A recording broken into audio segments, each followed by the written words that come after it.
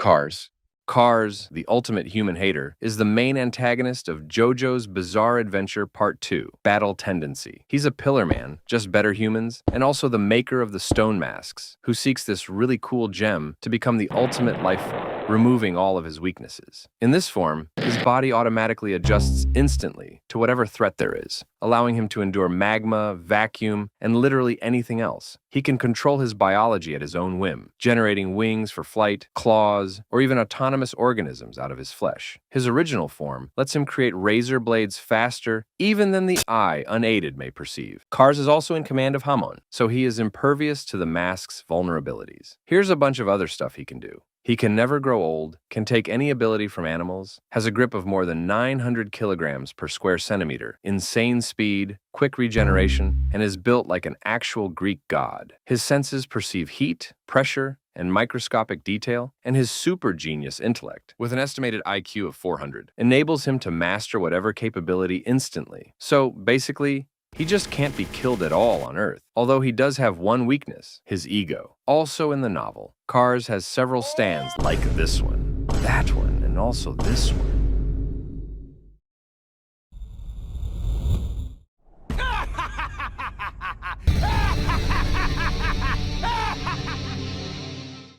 Anti-spiral. Anti-spiral is the physical embodiment of the collective consciousness of the anti-spiral race and possessor of the anti-spiral power, and also is the main antagonist of Tengen Toppa Gurren Lagann. This power they all have is an energy that counteracts and negates spiral power itself, which is the main strength of spiral beings. Their powers stretch into reality warping, probability manipulating, and dimensional control, so that they may construct traps such as the multiverse labyrinth, a technique where they trap the consciousnesses of their victims by manipulating the multiverse and exposing the victim to infinite possibilities. They exercise galactic-scale power, transmuting constructs such as Cathedral Terra into an arsenal of extinction weapons, and even manipulating population growth, nerfing everyone. During conflict, the anti-spiral employs the giant Mecha Granzaboma with feats such as a very big drill. Their abilities encompass existence erasure, mental manipulation, biological alteration,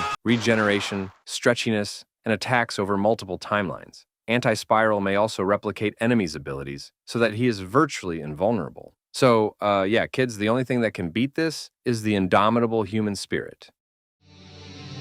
On our home world, we sealed away our bodies and any possibility of evolution. This form is the symbol of our determination.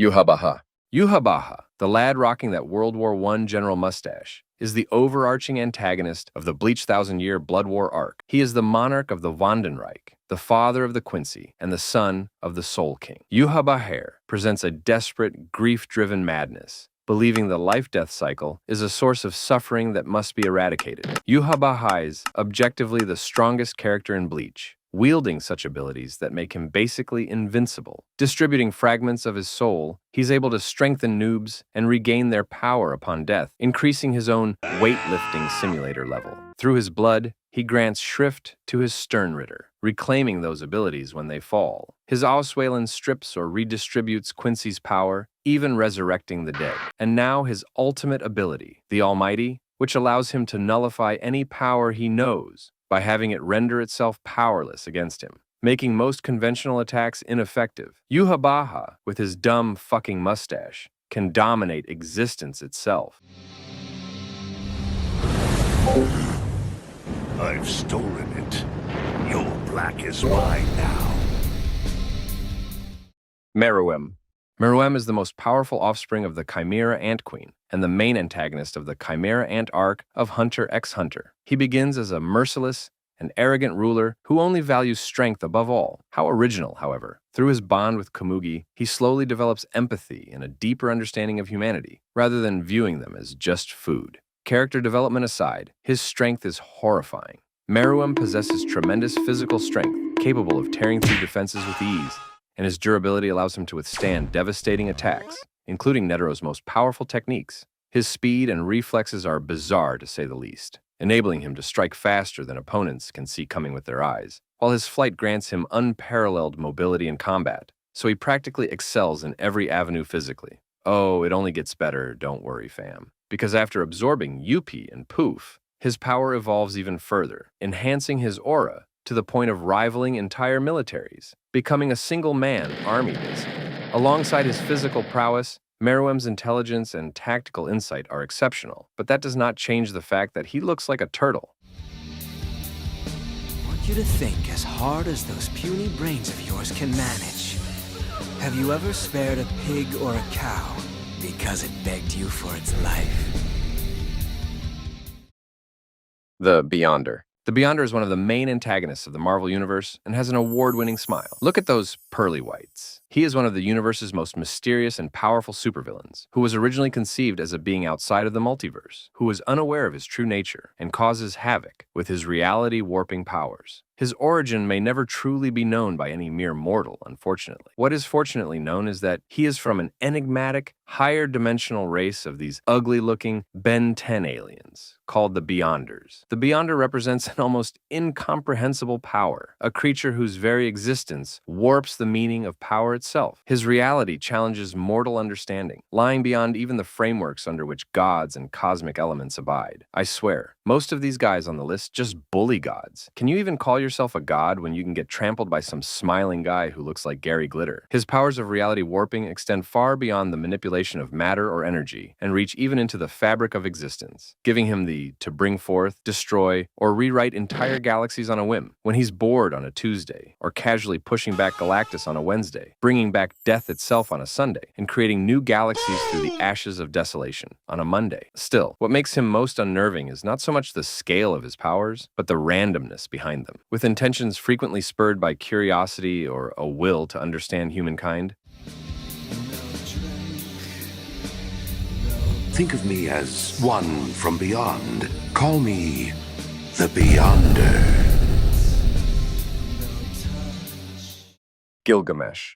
King Gilgamesh, the secondary antagonist of Type Moon's Fate franchise, is an egomaniacal and ruthless ancient ruler. Brochacho was summoned as Archer in the Fourth Fuyuki Holy Grail War, where he betrayed his master, Tokiomi, and allied with Kirei Kotomini, seeking to use the Grail to reshape humanity. His incredible riz allows him to command armies and strategize somewhat flawlessly when he's not up his ass. To add even more stuff, his extraordinary senses, intelligence, and adaptability enable him to analyze and predict opponents with ease. Here's a bunch of incredible slop he wields. Gate of Babylon, a treasury that contains the original forms of almost every legendary weapon in human history. By opening such portals, he can rapid-fire weapons like projectiles, draw and wield them directly, and access items and treasures for utility. Tablets of Destiny, a sacred relic that records and controls the laws of fate itself. Wonder of you type shit. Whoever holds it gains authority over the gods and the whole world. Gilgamesh keeps them in his treasury just to prove his definitive rule poser, and the strongest of them all, Gilgamesh's noble phantasm, EA. It's a divine construct beyond human comprehension. Unlike a normal sword, this beast twists space and reality, able to tear open the world apart and reveal its primordial chaos. It is Gilgamesh's only weapon, not from the treasury. Even with all these knickknacks he got, if you couldn't guess yet, he is atrociously arrogant as a result of his status.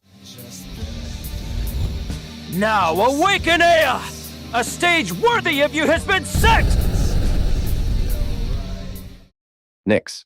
The Death Arcana, also better known as Nyx, is the main antagonist and final boss of Persona 3. So like stuff begins like this, one day it crashed into the primordial earth, leaving fragments of its psyche on the surface, while its body entered a dormant state and became the moon. These fragments incited the ancient life forms into forming a self-defense mechanism known as the collective unconscious. The collective unconscious is the place where all personas and shadows throughout the Persona series originated. I mean, what else do I say? It's literally the embodiment of death itself, a terrifying force of nature that cannot be truly destroyed, but rather sealed away, an ancient being immune to death, existing since the dawn of time and granting death to humanity. Its strongest abilities allow it to temporarily render all attacks towards it to be reflected against the attacker, including almighty attacks, such as Megido-Leon. Basically think of it as the brother's death, which if you don't know, check out this video talking about them.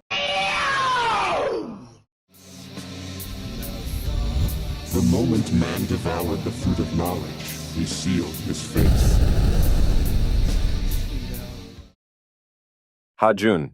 Hajun is the main antagonist of Kajiri Kamui Kagura, a visual novel by Masada Takashi. Bro's the manifestation of destructive loneliness and the novel's objectively most terrifying thingamajig. His law is born of an all-encompassing urge for solitude, seeing the universe itself as his own flesh and other beings as parasites worthy of extermination. What an edgelord! With his ascendance to the throne, Hajun outstripped gods before him, overwhelming all opposition. To make things even more dire, his immense might needs no refined techniques. His very presence causes multiversal implosion, and beings are driven mad and get this undying urge to gain end themselves. His final manifestation, Manji Mandala, is capable of literally destroying existence itself. Here's a bunch of other stuff this egocentric bastard can do. Gain infinite strength, makes the multiverse collapse into narcissism, sees future possibilities in higher planes of reality, turns beings into pillars of salt instantly, frees all of creation, trapping the universe in loops, decapitate targets instantly, creates black holes which erase opponents instantly. Yeah, not a very pleasant opponent to have.